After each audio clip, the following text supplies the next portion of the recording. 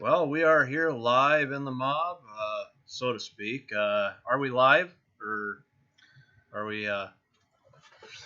Well, we're live for us three, but obviously in the world this is recorded until some people can stay out of Facebook jail. Uh, well, that happens, doesn't it, Craig? It does. So first of all, I'm going to apologize to people in the mob because I've been absolutely trying to be on my best behavior because the only reason I stay in Facebook is simply the mob. And I deleted all news off of my Facebook feed. I deleted so many things, and I get in jail for the dumbest things. And I put kind of a satirical post on my page and about coronavirus, and they banned me for 30 days. So we're good. I'll be back, and that's where it's at. So. Okay. Well, tonight, as you can tell, we have Dave Shaw here. How are you doing, Dave? I'm doing good. Doing good. Well, we see that you recently let a 57 head out of the shop. Part of what we want to do is kind of see, some of the things that you learned with that car, some of the things that came and went, and maybe what may have something different, something new. See what all kind of interesting stuff happened for you. Hey, Dave, could I ask you a couple of questions first before we get started on the 57? Sure. How long you been doing this? It's kind of a two-part question. I've been messing with cars for as long as I could walk, I guess, but and sidelining probably 20 some years, and as a full-time business, I think around 6 years now. Okay. So, did you go to school for it directly, or is it just something you picked up? No, I didn't. I picked up a lot of the mechanicking stuff through family. My grandfather was a mechanic. My uncle was. We actually owned and operated an oval racetrack down by Glendon, Minnesota in the 80s when I was a kid. That's where I learned to drive a vehicle, was driving a water truck on the racetrack there, just a little dude. But as far as, the body work and metal work and paint stuff, it's kind of self-taught. I've been in the coatings business for, I don't know, maybe 25 years or so, in painting, actually, paint application, pre-treatment for metals, powder coating, stuff like that. I'm more of a larger industrial scale for OEM manufacturers such as Polaris Industries up here in northern Minnesota, and the metalworking and the product selection for restoration efforts is more self-taught through research, because it is kind of a unique animal. It's a little bit different than some of the collision repair practices, as far as process and product selection. So it's something that a person really has to just dive into and just research and ask a lot of questions and kick tires and pick brains and stuff with the guys that have been doing it for a while. So Absolutely. No, and as you know, Dave, but a lot of guys don't know that my hometown of Roseau is about 13 miles from Badger. And so I'm from up in your hometown area. Now, I once was told on the way to Badger it's 13 miles, but on the way back from Badger to Roseau it's only 12 miles. It's only 12 miles simply because they're on the inside of the curve the whole way. Is there any truth to that? that could be possible. I thought I'd throw you a little curveball. Is Yeah. John Lundgren as nice a guy in person as he tries to be on the internet? He's a good guy. He is one of my best friends. John stops by the shop quite a bit. Usually shows up with a 12-pack or a case of something different You know, he's IPA or craft beer or something. It's you know, or just good old fashioned old Milwaukee or something like that. We have a lot of fun. You know, his gasser is an awesome car. We've worked on it a lot here at the shop. We back half the frame for him. Um, Helped him hang his big Pontiac Oldsmobile rear end. John give me hell for not remembering exactly what those things are called, but it's that big heavy duty Is that late a, 50s. it's like out of a 58, isn't it? Right, late 50s, early 60s out of the bigger cars.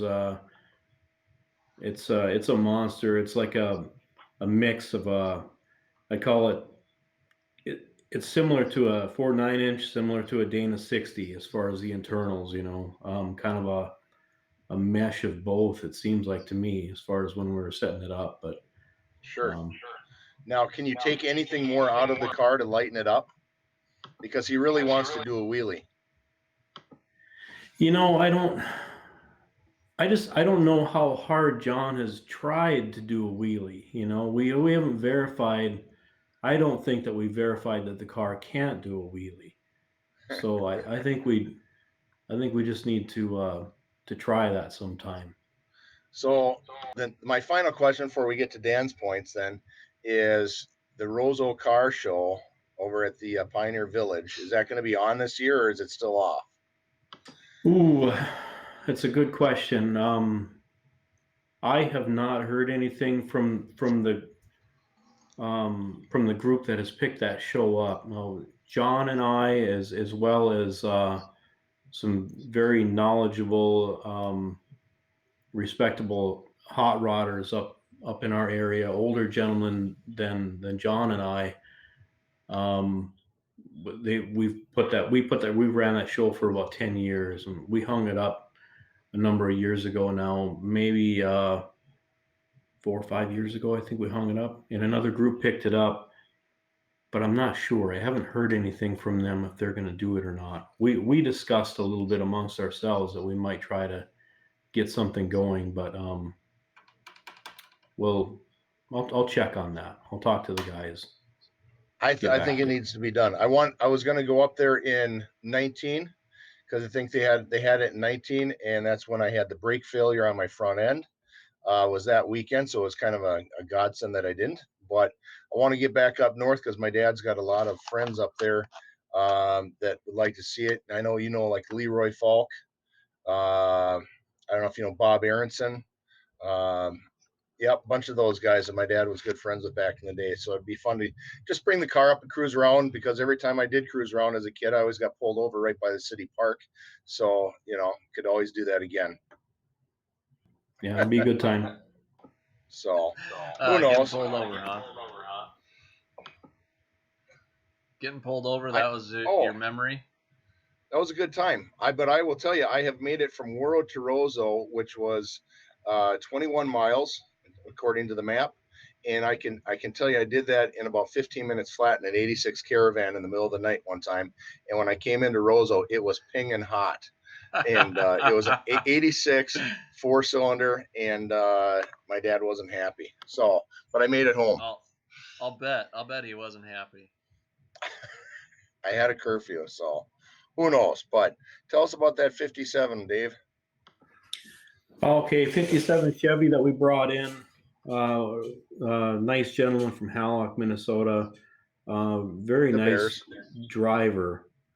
The car is a 4-door, 210 sedan. He has kind of a warmed up small block in it. I believe it's 350 cubes. It's a nice driver. I believe it's like a two port injection. So he's EFI. He's got overdrive like a 700 R4. Disc brakes all the way around. He's got some nice ride tech stuff underneath the car, like a composite leaf springs in the back, some goodies up front, and sway bars all over the place. So it's a nice driving car. Power steering, power disc brakes, air conditioning. Is that That's factory power steering or is it something that was aftermarket? No, I think that him or previous owner has had some efforts there. Because I've heard him talk about it a little bit. I like as far as which box it is, a 500 series or whatever it is, but it's that's all he's running in anyways is a power sector on that one. So yeah, nice car. He very respectable appearance. It always has been that way. It's fun to see him at cruising events and car shows and stuff like that. He just wanted to take the car to the next level. He with his paint and body work. So that's why he came to see us. We talked about it for probably 2 years, which is kind of how it seems like that's about what our waiting list is. We're backlogged pretty heavy. So we were finally able to take the car in, and we actually took it in late last fall, and then we were able to start on it. I think it was um, it was January or February, but it was about a 3-month project, anyways. Okay. So it's it was fun to work on. We're trying to we tried to get to the end of the job as quick as we could, and we knew we wanted the fenders off. We were taking the front clip off, and the 57 Chevy guys know that it's pretty involved with Those front ends yeah, are the involved. right, the duct work over the headlights and all that sort of thing. So we were able to remove all the fasteners from some of that inner structure, the duct work, and we were able to basically peel the fenders up in the back and forward and curl them off of the duct work. And going back on was a little bit trickier, but it saved some time. We left all that stuff on the inner fenders and just peeled the outer fenders off of that stuff. And so that was interesting, I guess, that the fender removal ended up being that involved. Most definitely. Most definitely. Those fenders to take them off, that 57 that I worked on, it was so involved. I mean, I spent the better part of, you know, half a day trying to, peel fenders off of it. And the car that, when I worked on that one, it was, the cowl had, when it got, excuse us, when it got hit, before, the cowl was actually where the windshield post and the bottom of the windshield post and the cowl met. It was actually pushed back, and leaned. So I ended up having to put a porta power between the cowl and the bottom corner of the door opening, to push that up and out. And so then that helped me get the fenders to fit that thing a lot better. But and get the doors to fit. But that, I know exactly what you're talking about because I had those fenders on and off probably about 4 or 5 different times. Yeah, they had to come off. Well, that's the way that's normal process for us pulling fenders, anyways. But these fenders, they were good up top. Of course, being a 57, I don't know. That's probably one of the advantages. They don't pack with mud up above the headlights, so of course there was no rot up there. But they were bad at the fender brace area down low, just ahead of the door, right in front of that rocker area, So we knew they had to come off, so we pulled them off for that. And my son Nathan, he's handling all the metal work and welding for us right now. Does a great job. Went to school for welding. He's certified in a bunch of processes and pretty handy with the TIG. So he just let him fly into that stuff. Sanded the area down in the bottom, kind of see what's going on down there. Of course, it was full of body filler and fiberglass. There was a excuse me, a pretty large rust hole. right in line with the brace and sheet metal, an old hole that was packed full of I don't know, some sort of wadding of some kind, old T-shirts or something like that, fiberglassed over, body fill over the top of that. So it had some of that stuff going on. So Right. cut that out, form a patch. Is Nathan does like we normally do, just fit things, just line to line, just butt weld edges with his repair piece, 18 gauge cold rolled steel, little bit of forming just to get the arch down there, and then he just a perimeter weld with the TIG, and planish it out where he could. The brace obstructs a lot of those efforts from the backside as far as getting a dolly back there so you can hammer your weld flat. But it went well. He turned out nice. He had a few other old drill holes in the fenders. They were drilled for slide hammer for old Oh, dents and stuff. I hate Yeah. seeing those holes, in the panels. You get in there and you start grinding out old mud, and you look, when you get the fenders off and you see on the backside those little worms sticking through, and you're just like, oh my gosh, no, no, please, no. Right. No. Yeah, there was plenty of bondo worms in this one. It's unfortunately kind of normal. So fenders, that all went fairly well. There was let's see, rockers were pretty good. There was we did end up a couple of floor pans were questionable. The owner of the car knew that, told us about it. We had discussed maybe doing what we could without doing full panels. And we thought we were going to be able to do something. When we started poking around with a small pick, we were just pushing right through the panels. So we knew we were probably going to end up doing more. We got a hold of the owner of the car. He would come over, take a look, and it was his call. He decided, yeah, well, let's go ahead and do it. That's the way it goes. You get into these things, and we should do this. Now's the time to do it. We're in here, and you end up doing a little bit more than you plan on in the beginning, but pretty normal with these jobs. So. Yeah, most definitely. The Chevelle that I'm working on, that I've kind of posted a couple of pictures here and there, and a video, the bracing that I'm building, having the body up on that Celette bench. This car, it came in, it looked decent, looked okay, and he had paid somebody, like, I think he told me, like $12,000 to hang the quarters, inner and outer wheel tubs, trunk floor, upper and lower deck panel, and a rear tail pan, for the script and the molding. And he paid a guy $12,500 to do that. And I looked at him and I says, "You paid him how much?" He goes, "Well, it's that's what the guy charged me." It's like, man.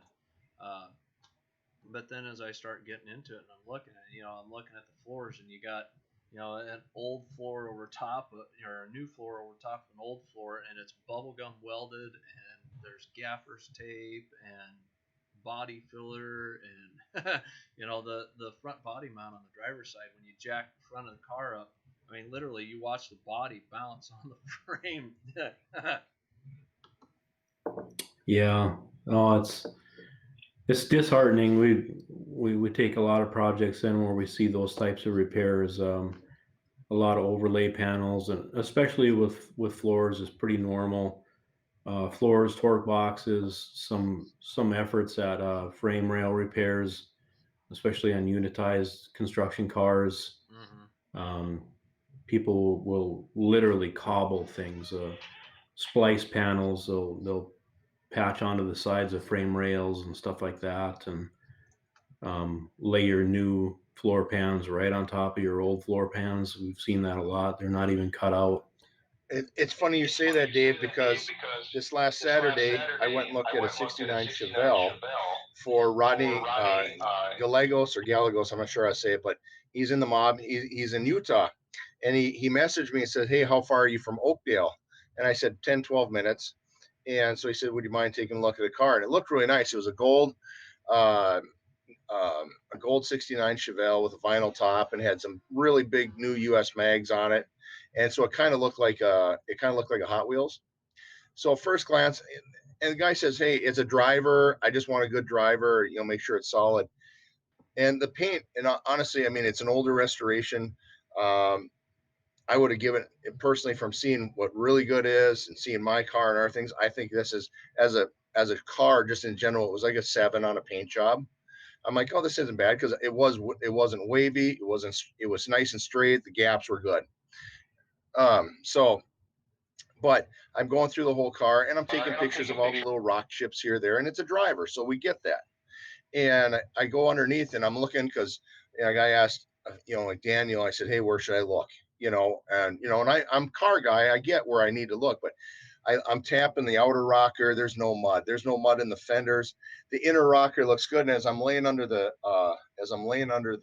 passenger side door, I'm looking like this, and I'm tapping, and all of a sudden I'm like, oh, the inner rocker is really good. And all of a sudden I see the floor right under the rear seat. It's Swiss cheese.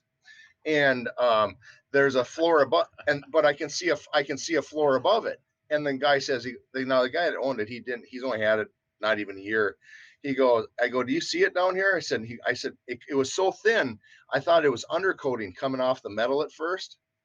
And what it was is somebody just riveted a new floor pan where it was needed and left the old one in.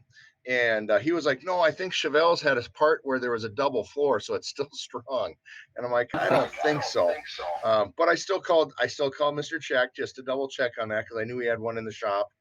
But you're right, the things you got to look for, and the floor pans and Swiss cheese, and every car has got something. And you're talking about the weird fixes. And as mine was a 55 from the Northland, at some point, the headlights were fixed at the Northland Technical School in Thief River Falls. My dad had brought it there like around in 72 for a free paint job. And so what they did is they took a ball peen hammer to the top of the eyebrow, pounded it in, and then brazed over a piece of metal, and then mudded it, So I got to see that handiwork, and you can actually see it's the ball peen. It's like a number 3 ball peen knocking it in.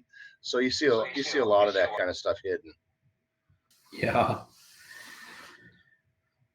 it's funny. In cars like these, where you can actually purchase preformed eyebrow patch panels, there's really no reason to not do it the right way.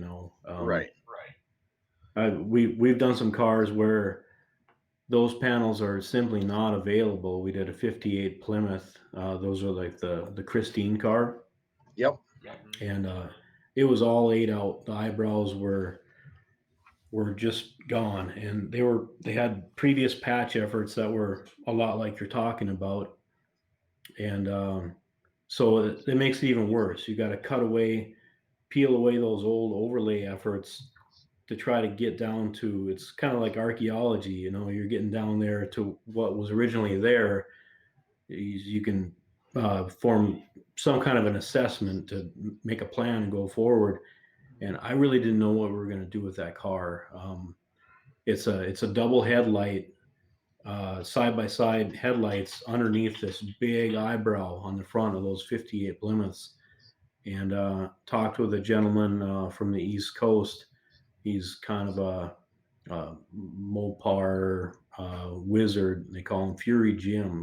This is his thing. These old Mopars, especially like the Christine cars. Yep. And he gave me an idea. He said, get some tubing. He's done this before.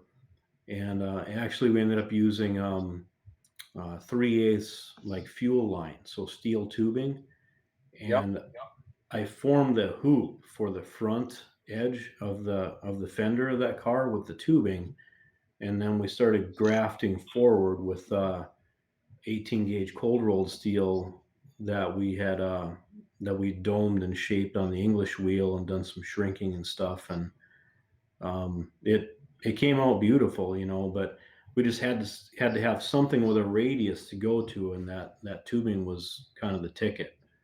Right. So, you know, even still today, so we have some interesting, you know, repair methods, but they're definitely more involved than they used to be. You know, everybody was after the quick fix, get it back on the road. Nobody really had their head in that preservation game where we want to. This has got to last. It's got to be as much steel and as little filler as possible. Nobody used to think like that. You know, it was free span, body filler, fiberglass, ram some rags in the holes, expanding foam, all kinds of goofy stuff. You know.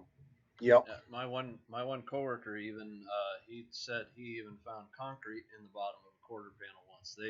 How they managed to make it work and get it to form and hold and stay. It's amazing to me because he says, oh yeah, we got a chunk of concrete in the back of the car here, and I'm thinking like he's got a chunk of concrete laying in the trunk. Like, okay, cool. No, there's a chunk of concrete forming the quarter panel. Like, oh wow, that's pretty interesting. And I had a '68 Chevy 4-door, and at that time you couldn't find quarter panels like late '90s, early 2000s. You couldn't find quarter panels for '68 Chevys, and it had rusted. So being a 4-door, it had rusted the dog leg right behind the door, front edge of the quarter, and like he says, you did what you had to make it fly, and we ended up, we took some panel bond and we, laid some metal in there, made some patches, and we panel bonded it in there because there wasn't enough to really weld to. So, we kind of made it out of panel bond and made it, as best as we could. So, you know. Yeah. Dave, how far Yeah. did you take the rest of that 57 down? Well, the fenders come off, the hood was off, of course, so the whole front clip was off. We took all 4 doors off. The deck lid was off the back. The owner of the car had removed the door glass already for us. He had pulled his interior for the most part. The headliner was still in it, but he pulled the seats and the door panels out. Let's see.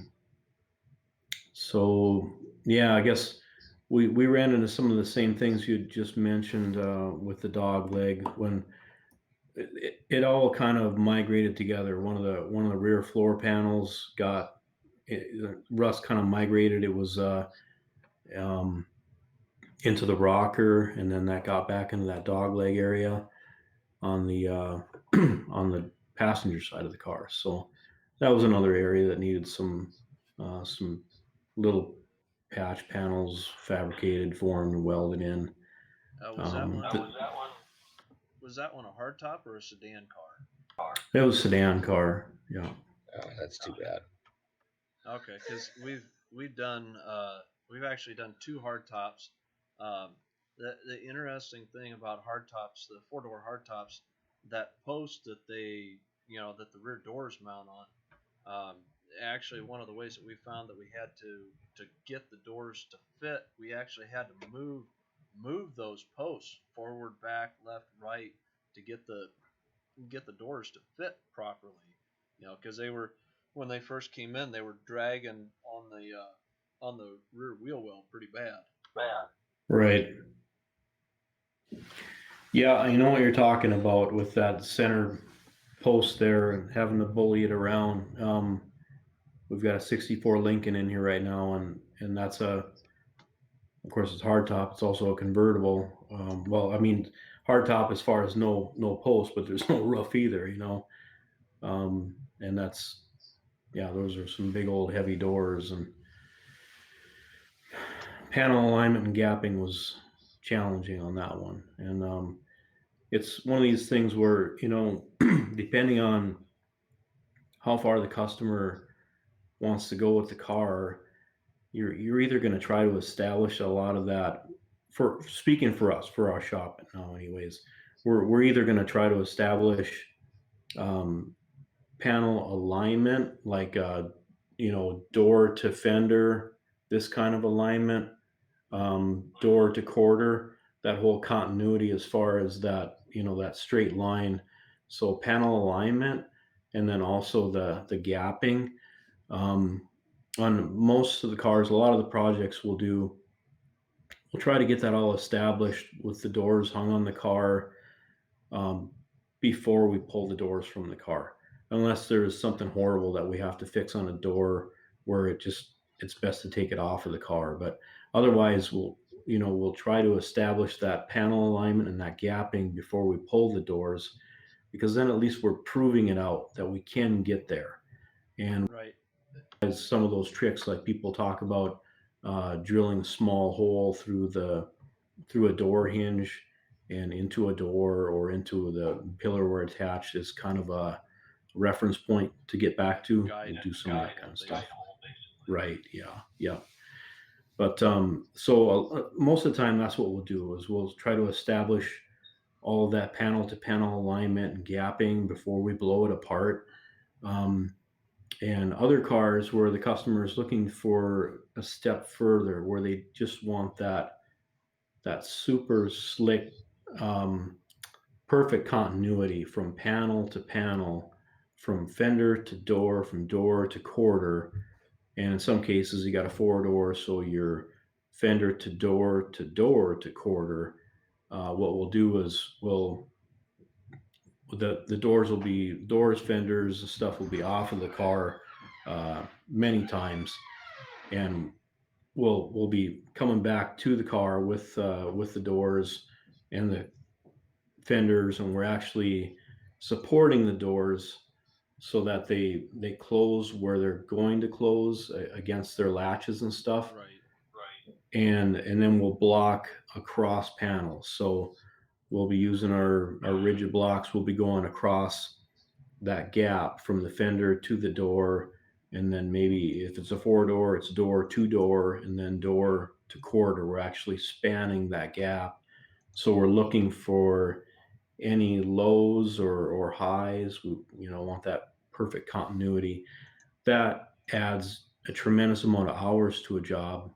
Oh, And not everybody goes there. I mean, these are trailer cars for sure. yeah, not a whole lot of people go that far. There was the guy with that Chevelle that I was doing last winter, and he wanted what, for lack of better terms, I call it the Boyd Coddington treatment. You get the panels together and you and I hate to say it, you just mud across the gap and you block it out. While your filler's still wet, you cut the door gap back out, and then you block across it to get it all smoothed out and even. The amount of hours that added probably about 3 weeks of work to what I was doing on that Chevelle, and I even went so far as up on the trunk lid a little bit and on the fenders to the hood, and I put that whole car together and I blocked it. And the part that was really difficult was the Chevelle quarters, as well as I do, like 66, 67. They're kind of a Coke bottle quarter rather than just a flat quarter like a 5.67. Right. Yeah. Yeah, for sure. They take off and bulge out like a lot of cars in those years. But like you mentioned, that spanning across panels, like door defender and all that, with your body filler and just letting it ooze in there. It's really a good way to do it, though, because it'll form a bridge that's just barely strong enough to defy that springing action that wants to happen when you're blocking across the panels. Mm-hmm. You're running across there with a hard block, and you got one panel that wants to give under the pressure of the block. Not that you're going to apply a lot of pressure, but No. still, you know what I mean. If you got panels that are springing on you, you're just never going to get anywhere. So it does work pretty good to let that body filler flow in between two panels, and it acts as a bridge to stabilize things while you're blocking. And then later on, you come in and cut it out of there. But like I say, it's a step that's too far for most cars. It doesn't make a lot of sense for drivers and stuff like that. Right. It ends up adding a lot to the bill. It just stacks hours on. But and honestly, if you can establish kind of happy medium panel alignment top to bottom, as far as your panel tilt from door to door, fender quarter, and all that. And your gaps are good, and then you go to your panels individually and just block them out individually, and then bring the car back together with nicely painted and stuff. It typically works out really well, and it's a really nice looking paint job. They're nice to look down the sides of the car, and you know nobody that perfection level is it's just different. It is what it is. But Oh, for most for definitely. the yeah, for the 57 here, it was definitely we established that panel alignment and the gapping. We handled the doors individually on body stands. And one thing I noticed on this car, the four door, the door edges were sunk all the way around the perimeter. I mean, front edge, back edge, bottom edge, anywhere you had that rolled, that pinch seam, the door seam where the door shell attaches to the inner or the door skin onto the door shell, I should say. That edge was sunk, and so Well, we spent a that could right. be that could be kind of like as you and I know, aftermarket is never made exact or perfect, so you always got to do some tweaking to make it fit. But that could have been the doors could have been, if that car was a later production run, the stamping or the dies, or the crimping tool that crimps it across the around the door frame and whatnot, could have been wore, could have that day it could have been laying it a little bit funny or whatnot. And it's honestly one of those things where we talk a lot of time in our shop here. We use that term, the forest or the trees, and it's something that got lost in that car. When the car is fully assembled, I'm sure nobody noticed it. That hey, all these edges are kind of sunken, they round away. It just always was that way. It looked that way. Or when the car's all together, you see the forest. We pull it apart. We're pulling trees out of the forest, and we're setting them on body stands. Now we're looking at the trees. So you're really dissecting things and looking at them under a microscope, kind of.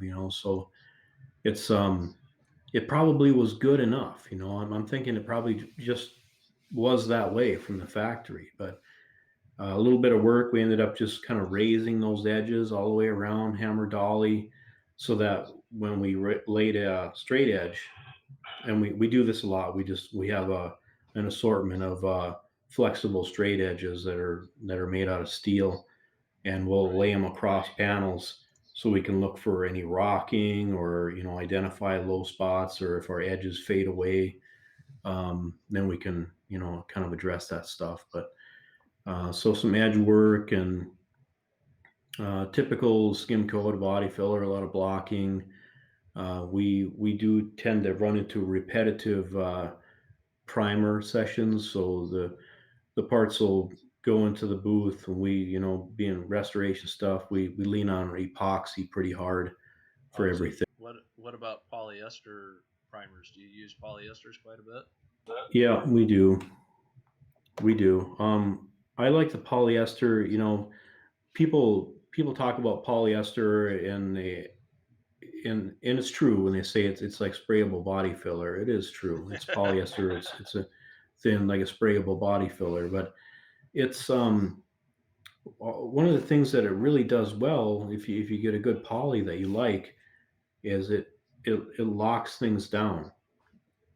And as well as I, yeah, you get into different stages of your body work. You've got body filler that's feathered out into steel or into a primered edge, and you go into the booth and you reprime, and you'll get that soak and into the body filler, and sometimes you'll get kind of a swell effect and stuff like this. And so you kind of create some variations. And the polyester primer, to me, is it just rock solid. You put it on, it caps things off, and it just locks things down. It's a good, like people use the term hold down, kind of lock things down. And if you get one that you like we have one that we like, we've tried, we've used a lot of products, everything from Marhide to Evercoat products. We've used Standox and the Spees. Those are really high dollar products. They're they're fantastic, but they're they're a lot of money. You know, you Yeah, spend, I don't know what they are. we've There's a liter or something. I might be off a little bit there, but it's you know. Yeah, we've actually found we really like the PPG sprayable polyester primer filler. It's I forget if it's MP. See, they had one MP243, and through the grapevine, one of the products got bought up by a Exalta or DuPont company to where PPG couldn't get what they wanted. So then they had to go and they had to until they could get a suitable substitute. They had to hold off, and once they did, then they reformulated it and made it with a new formulation. And now I think it's MP246, and it works. It works wonders. At filling stuff in and bridging. Um, it blocks the only thing that I ever really dislike about polyester is you got to let it set for a couple of days, for the any of the polyesters, because otherwise they seem to stay open or gummy or gooey, and it's like you got to block them and break them open, on the first day, and then on the second day kind of break them open a little bit more, and by the end of the second day or the third day, they seem to be dried out pretty well, to where they block and they don't gum up your paper so much. But like you says, the locking down that polyester primer, man, does that stuff just work? And the thing that I like about it is, like if I do production work with it, as you know as well as I do, if you got a repair spot like this big, well, you end up with like the worm ring around the outside, and when you put that polyester down, it locks down that worm ring, and for the most part, you can finish your body work in 80 grit and spray that polyester over it, come back, block with 150, and sand it with 220 because there's enough there, or 400, whatever you want. Go straight to paint. That stuff is like it's a miracle worker. Right. You talked about the gumminess and stuff, and that is some of the problems that we saw with most of the polys that we went away from, are kind of just put off to the side, like, okay, let's try a different one, let's try a different one. And that's what we do in our shop. We're kind of on the hunt all the time for better products, but if we find something we really like, we lock into it. Somebody comes along and shows us something better, then we're going to use that. But with the polyester in particular, it seems like we were on the hunt for years. We were into a lot of the gummier products like you're talking about. We ended up, let's see, we settled. We tried. I mentioned the Standox and the Spees. Well, these are both made overseas. It's somewhere. They're European products. I don't recall off the top of my head exactly where they're made, but horribly expensive. That's awful. They're really heavy bodied, so you do need a really good gun to spray them. We tried a lot of guns that are just have a big nozzle and a big needle, and thinking that's going to get you what you need. But the only gun that really pulls it through for you right now that I've found, we've tried let's see, Air Gunza from Iwata. Pretty decent, got us by with a lot of heavy primers, but we've now gone to um, a SATA. The SATA, it's a SATA. It's a 100. So it's a polygon. That's what it is. It's if you ask your SATA guy for the poly primer gun, they know what it is, and it's a wonderful tool to have if you are going to spray some poly. But anyways, the Spees and the Standox are fantastic products. They have none of that gumminess. You can get on them literally within same day. Even you could do it the same day if you wanted to. Start blocking on them. hard block. And you know the difference between a flex block and a hard block. If you're going to plow and gum and clog paper, it's going to be with a hard block. But you can get on this stuff and it just dusts out, doesn't clog. It sands like a dream. There's no skin on it. The stuff is fantastic for sanding. So that's what kind of made it worth it. We still had a hard time coming to terms with that price, and we kept looking and looking, and we did find a product that we like. It's made by a company called Roberlo, and I believe they call their poly A80. A is in Arthur and 80, but they market it as spray putty. It's a kind of a language thing. It's made in Spain. So um, if you're looking for polyester primer, you won't find the A80. If you type in spray putty, then you'll find it. But Right. anyways, that's a good product, and I don't know what else to say about the '57 Chevy. I No, guess I'll tell you what about the 57. I saw it in the shop, and of course, now doing this, for 4 years and watching cars, and I thought it was absolutely gorgeous. But I really appreciated, and I commented because of your first YouTube video of installing the windshield, and right. I did the rear one. I never had to do the front because that was already in the car when I got it back from the body shop. So I did the same. Jim and I did the same rope technique and everything to the back one. But it's fun watching. You know, uh, how hard is it to keep that sealant in the channel when you're doing that, not on top of the paint? It wasn't too bad with this stuff. I forget the number of the product that we use, but it's almost a kind of a grainy tar like product, and it it's not as nightmarish as there's another type of product that you can get as a sealant that's runnier. It's really loose, and Daniel probably has used it before. It tends to kind of string like silly string. It's just Sure. yeah, that stuff is awful. But this stuff that we used was pretty decent. I don't recall the part number on it off the top of my head, but it really wasn't too bad. And another thing that we discovered kind of accidentally that I didn't mention in the video is we were out of rope. I didn't have any rope for pulling this gasket in.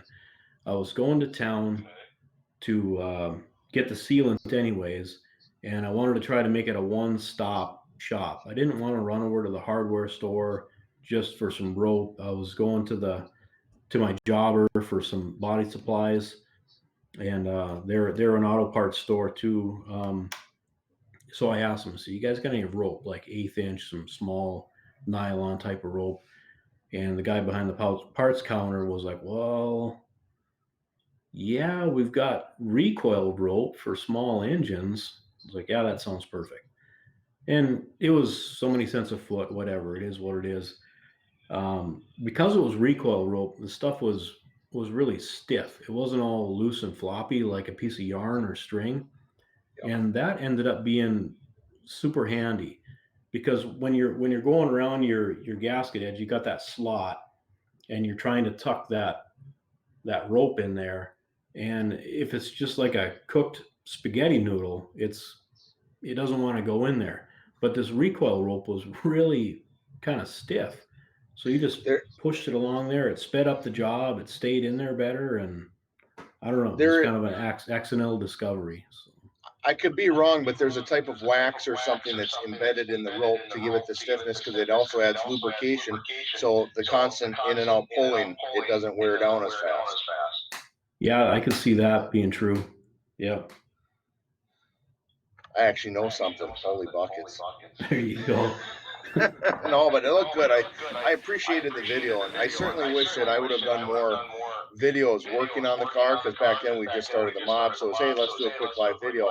And I took some pictures. I took a lot of pictures, but it doesn't do the same as going setting up a little camera in the back and videotaping. But let's also not forget, 2016 was a lot different, or yeah, 17 was even a different year because look at how far our cameras have come on our phones. Yeah, exactly.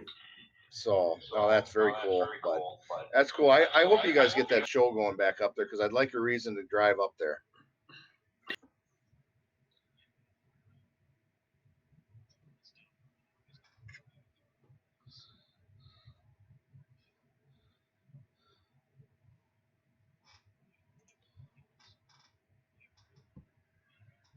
Yeah, that'd be a nice fall. It'd be a nice fall show. That late summer, something like that. But I'd be, hopefully, I don't know how is the COVID up there? Is it still people walking around pretty scared, or is it just kind of you just obey the rules and go about life? No, it's pretty chill. Like Ace Hardware and Roseau, you walk in there and nobody. I don't think unless it's an employee's choice. I don't believe the employees are even wearing them. They're just not. You know, it's pretty chill. When I leave the area, like we went down to Fargo over the weekend for a car show. They had Valley Vintage was Yep, an indoor car show they had a in nice Fargo. 56 blue and white 56 hardtop there. Yeah. Yep. I saw that on another post. A buddy from high school from Roseau lives in Fargo, and he went through there and he messaged me with it because he knew I was in Facebook jail. So he messaged it to me, and looked like a real clean car. He had it in Grand Forks at what is their show? Prime Steel, I think, is the Grand Forks show, the indoor show. So I've seen it twice. The guy picked it up not too long ago. He was displaying with a Chevy short box truck. Nice display, nice car, and I think my dad has talked to him, and they're gonna try to set up together this summer at some shows because my dad's got a bright red and white two-door hardtop 56. Yep. And this guy's, so they're going to try to do a little red, white, and blue theme, put a flag up and stuff like that. It'd be fun for him. No, that's cool. I'll tell you what, Dave, I certainly enjoyed getting to know you a little bit through the page and even tonight because I haven't been to Roseau, and last time I was up there, unfortunately, was for a funeral. And I actually did go to Badger because that's where the gentleman and his wife were being buried. So I know Badger very well. And his family grew up right behind the old original high school right down in town there. But that's the last time I was there. And I want to say that was about 7 or 8 years ago. So it's time for me to go back north for a week and see how it is. I just don't want to go during the fair week because it's too busy. It's busy. Yeah, I don't blame you there. We try to land when we did that show. We would try to land it on not fair week, But Yep. Actually, when we did run it, we tried to land it in June. I think it was like we tried to miss the 50s weekend. Yep. And there was some other shows. That's how it goes with shows. You try to not step on somebody else's show, and because otherwise people are torn. They got to go here or there, and But Yep. it's also going to help us tremendously if we can get the border back open. The border is still closed up here, and there's so many cars, so many good cars that come down out of Canada to our little shows in northern Minnesota, and those guys go back to the 50s too. You know that. Oh, absolutely. Well, and I talked to Dan Mackelson, who runs the YouTube page. He's also on the mob, does that DD Speed Shop. And I don't know if you've seen his show. He just works out of his garage putting cars together, and he's in Winnipeg. And he's like, and I've been to Winnipeg a dozen times, and I'm like, you got to come down. You're only 9 hours from the Twin Cities, but like he's battling. I know Canada's battling Justin Trudeau and the real big lockdown on a lot of things right now, so he doesn't know what's going to happen. I think they're locked down pretty hard. We've seen it. Some of our exposure to that is like with the Northwest Angle on Lake of the Woods. We do a lot of fishing, and those people, it's a chunk of land. Craig, the Yep. north end of the lake there, the islands and stuff, and a little bit of land. It's like an outpost, and right now they're locked out from the rest of the world. If you want to get there, you got to fly in and a float, a float boat or go by boat or snowmobile or something like that, depending Yep. on the season. And they had that big effort to open up and maintain a winter road across more ice than I've ever seen an effort happen before on Lake of the Woods. But it was pretty tremendous. But Yeah, it's sad. yeah, They've got to open that up. And although you and I both know we can go to Minnesota Hill and cross the border anytime we want, you know, yeah. but how do you do that when you're trying to get groceries and get home? You can't just walk into the woods, so. No, that's actually like straight north of my house, maybe 8 miles, something like that. Okay. We're pretty close to the border here. Yep. Well, that's the old snowmobile country. That's where the last good trip I took was in 2010. I went up there and it was a very fun day because we got up there and it was like 15 degrees. And there, of course, as you know, and I don't think it's appreciated that the northern Minnesota area has some of the best snowmobile trails in the country that don't get utilized properly, because I think there's such a in a good snow year, your tourism could be off the charts. But maybe it's not needed. But we went up there, it was 15 degrees on a Friday night, and by the time we woke up at 6 in the morning, it was 36 below. So we went and sat at Nelson's Cafe for about 4 hours and had breakfast because we weren't going out that day. Right So on. who knows? Yeah. But super. It's definitely been absolutely cool talking with you, Dave. Appreciate it. Yeah, likewise. This is fun. I mean, I don't know how you're going to keep me on topic because I'm really poor for spinning off on tirades about this or that or polyester primer or whatnot. But I'm just glad a squirrel didn't run by my window. I would have been distracted. So trust me, I'm the same way. Not kidding. When I had a bald eagle fly right by the shop here. I'm sitting in my shop office. I've got a big front yard with some spruce trees that are probably 60 feet tall. And he flew right by the shop window and landed in a top of a spruce tree. And I'm like, all right, which animals are outside? Because we've got this little wiener dog that's he would fit inside of a coffee can pretty easy.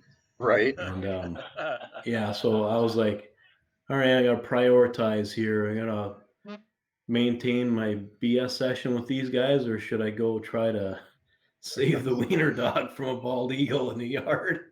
Yep, exactly. So I got a buddy who's got a Yorkie, and it's I don't know what 3 pounds, 4 pounds, and he puts a big orange triangle vest on top of it when it goes outside, because there's always we're pretty close to the river here, so we've always got eagles and hawks and stuff, and that's what he has to do.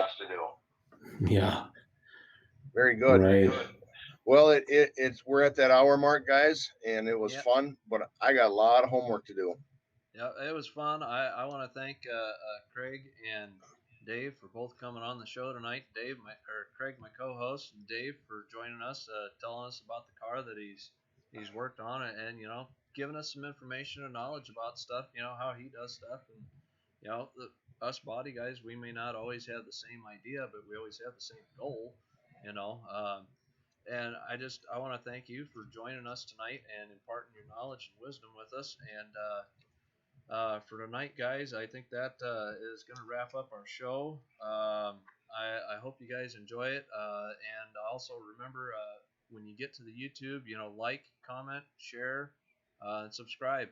That's how it'll help us grow and build. So the more you guys do that, the better we will be. So thanks for watching. Thanks for joining. Do you guys have any final thoughts, comments? Nah, just we're in the cruise season. It's time to post some pictures, spin some tires, and get out and have some fun here pretty quick. Anything? I totally agree. I just thank you guys for having me on.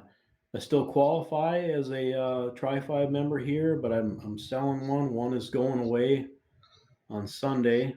Kind of torn about that. I'm still hanging on to one. Kind of dragging one foot in the pool here so I can stay with the cool kids.